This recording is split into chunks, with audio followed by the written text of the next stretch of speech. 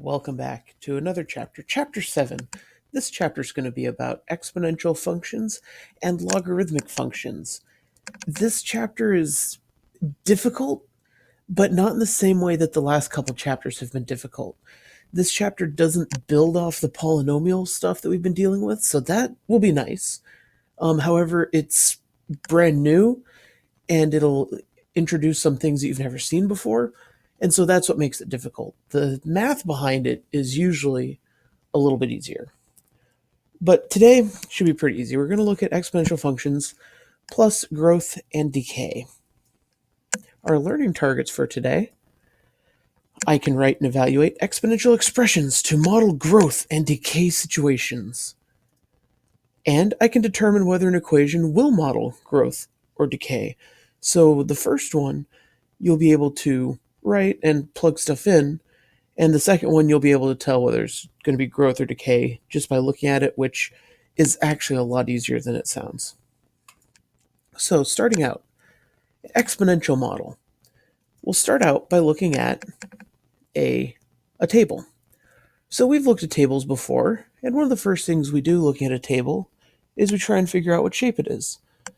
To do that, first we need to look at the x axis, the x points, which are these guys up here on top, and make sure they're going up by the same amount each time, which they are in fact doing. The second thing, we look at the y values. And first we see, all right, so how do we get from 30 to 60?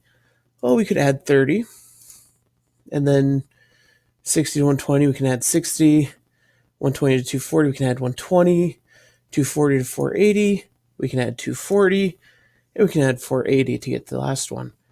Now that tells us it's not linear. Now we could try it again to see if it'll be quadratic, and then a couple more times to see if it'll be cubic or quartic. But looking at this, we went from 30, 60, 120, 240, 480 to 30, 60, 120, 240, 480. I think it's pretty obvious that we're not going to get a constant difference no matter how many times we take this. So let's look at another way we can get from 30 to 60. And a lot of you are probably already there.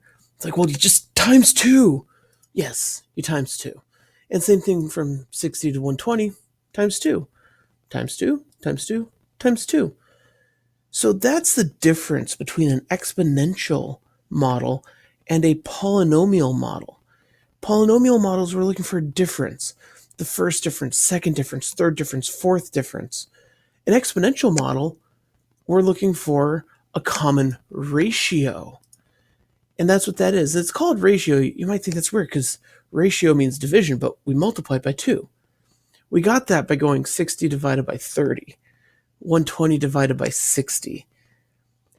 A lot of times, or like sometimes you'll be able to see it like this, like, oh, it's times 2. If it was times 1.47, you probably wouldn't be able to see it quite as well. But by dividing, you get, hey, 1.47, 1.469, 1.471. It's close enough.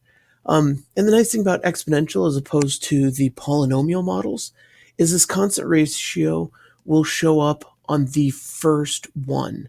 You don't have to go out to a second ratio, third ratio, fourth ratio. It's just this very, very first ratio.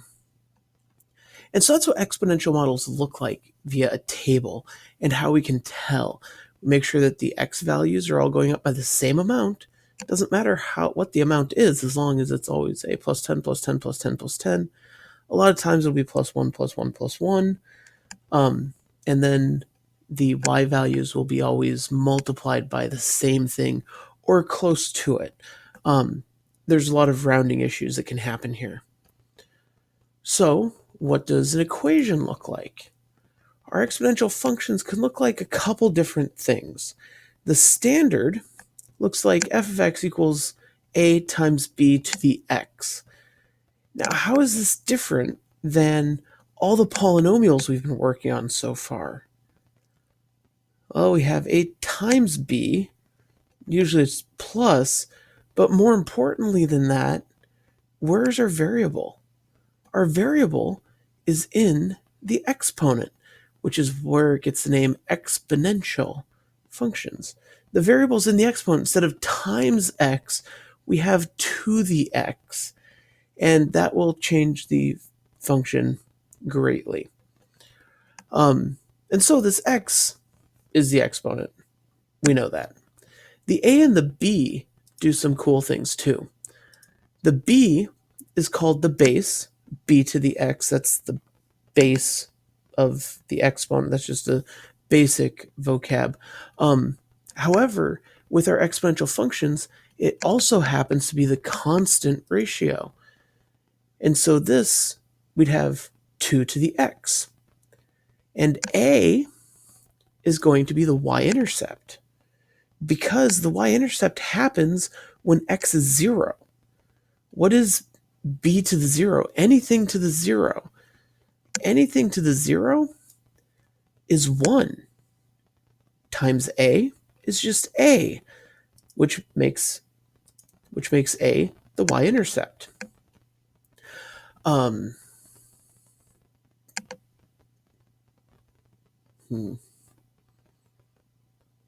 There's something else there. Oh, that's right. If we were going to make an equation for this one, sorry, I lost my train of thought there for a second. Our constant ratio is 2, so we'd have 2 to the x, and the y-intercept, well, this isn't the y-intercept because this is 10, but let's see, 30 to 20, that's minus 10, minus 10. Minus 10 would get us to 0. So if we're always multiplying 2 to go this way, we have to divide by 2 to get 15. So this would be 15 times 2 to the x. Another way that we will look at our exponential functions is with percent increase or decrease problems. You have money, it's increasing at 6%. You have a car that's decreasing or it's being devalued by 15% per year. That's going to end up being this type of equation. And honestly, this equation is going to be the exact same as this one. We just break it up a little bit and the words get a little bit different.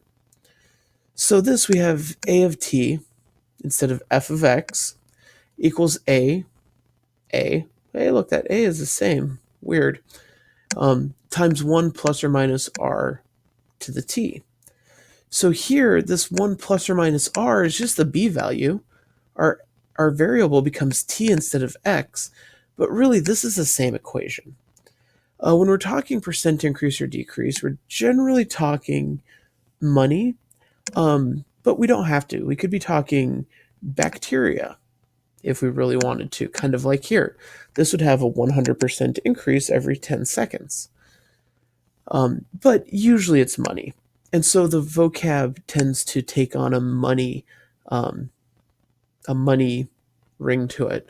For instance, this a, the y-intercept, is the initial amount. At time equals 0, how much do you have in the bank? How much do you deposit? What is that initial amount? The a of t, notice this is a of t, this is function notation, this is not a times t. Do not divide by t. Don't be that guy. It's a of t is just the final amount. How much do you have after time t, however far we went? The r is the rate as a decimal. So if it was increasing at 6%, 6% as a decimal is 0.06. So we'd end up with 1 plus or minus 0.06. Now, let's talk about this plus or minus. In quadratics, and when we had square roots, we had plus or minus, or we needed both, plus and minus. In this case, we want one or the other. How do we know? If it's an increase, we want plus. If it's a decrease, we want minus. So if our bank is increasing at 6%, we'll have 1 plus 0.06 or 1.06. If our car is losing value at 6% per year, we'd end up with 1 minus 0.06 or 0.94. because after a year, it has 94% of its value remaining. And then the last one, t, is time increments. Now, I specifically said time increments and not time because we don't have to be going up by ones, like 1 hour, 1 hour, 1 hour, 1 second, 1 minute, 1 year. We could be going up by increments. Like up here, we're going up by 10 seconds. And that's fine. How many 10-second increments do we have? This was 1, 2, 3, 4. What's important is that your time increment, like your length, matches the rate. If the rate is per year, your time increments need to be per year. If your rate is per day, your time increments need to be per day, per second, per second. In this one, our rate, we would increase by 100% every 10 seconds. And so we'd have a 1 here, and this time increment would be 1, 2, 3, because it's how many sets of 10 seconds do we have. So usually, at least in what we'll do, these will match.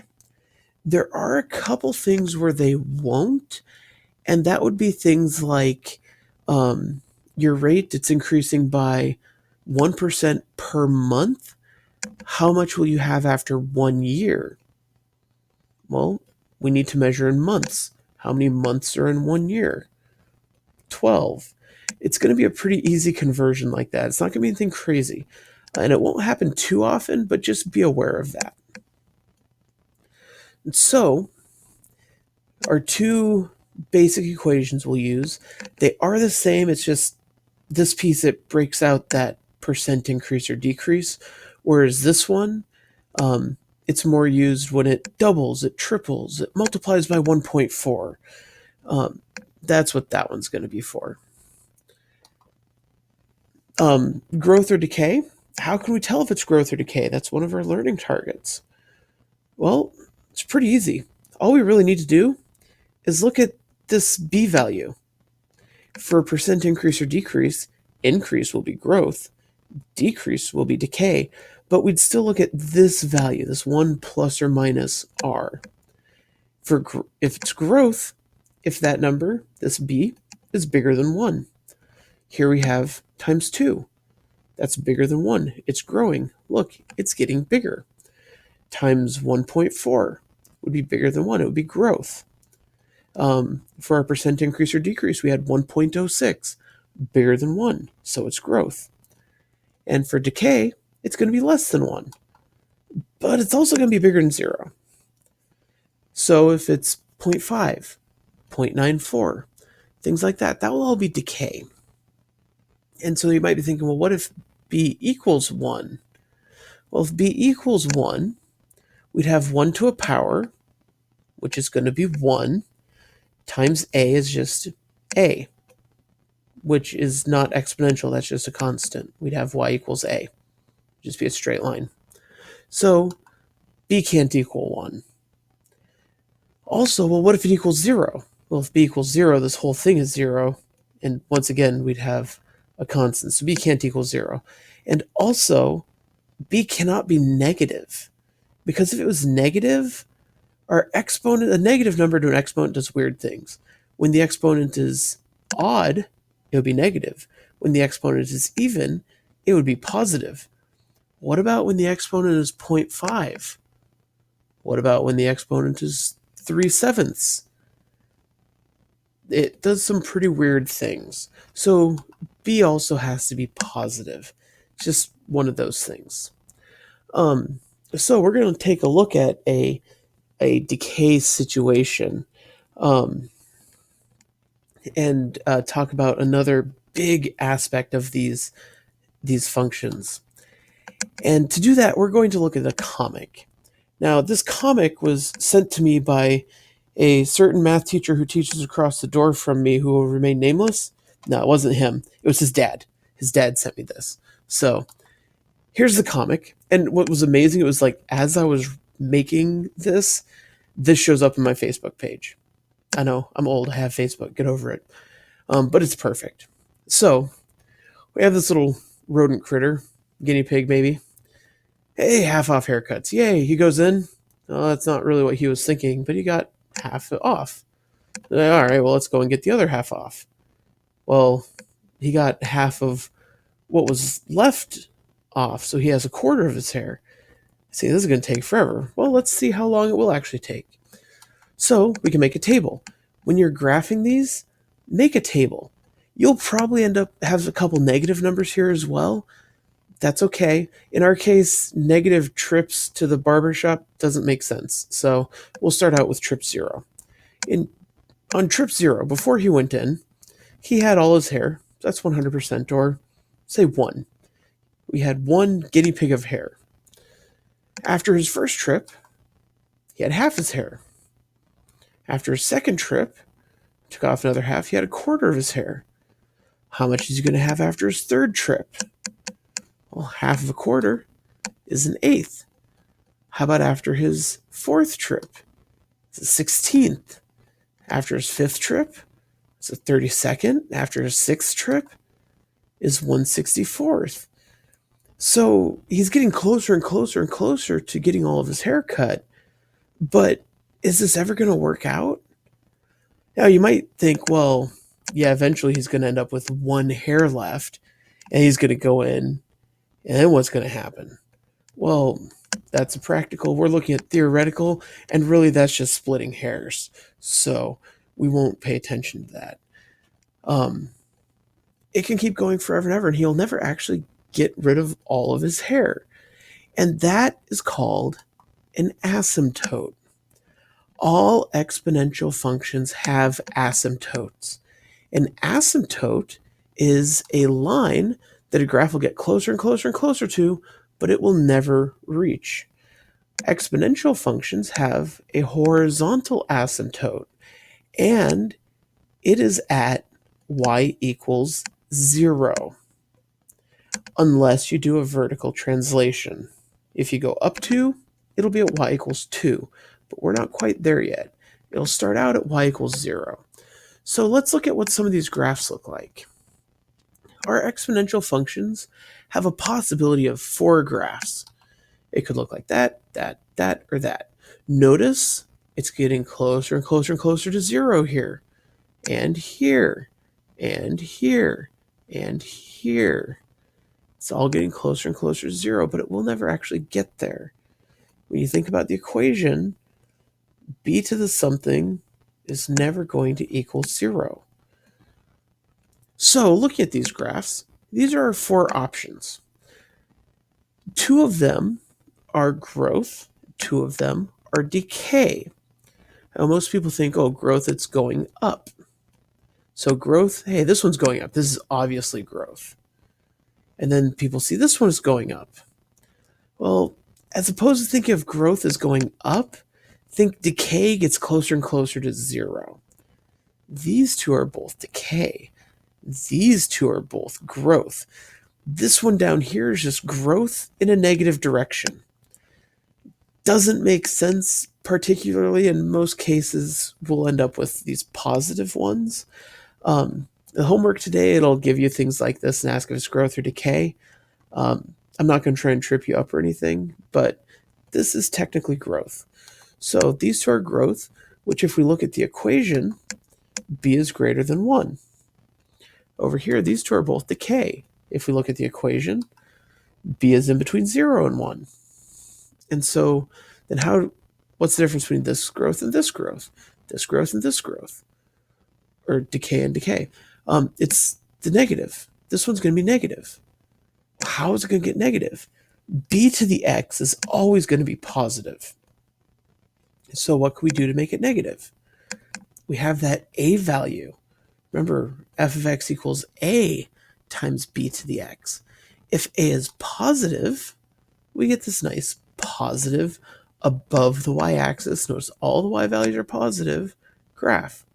If a is less than 0, we get these negative graphs where everything is below the y-axis. All the y values are negative because this a value, which does not change for the problem, is the only deciding factor on whether it's positive or negative. You might be thinking, well, what if a equals 0?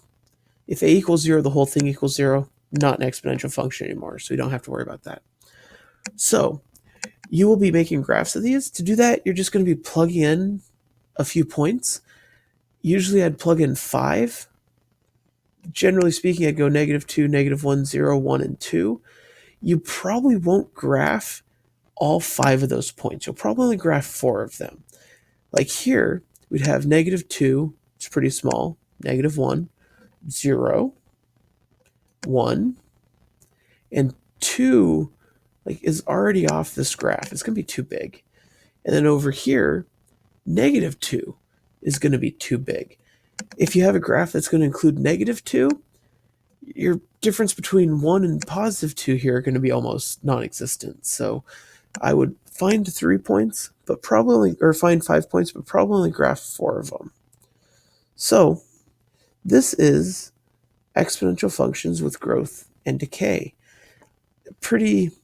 I think it's a pretty basic way to start out the chapter.